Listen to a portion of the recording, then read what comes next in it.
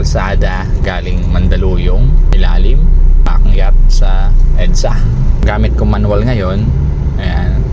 May technique po para hindi nyo na kailangan ilagay sa neutral at titimplahin uli from the start, ano?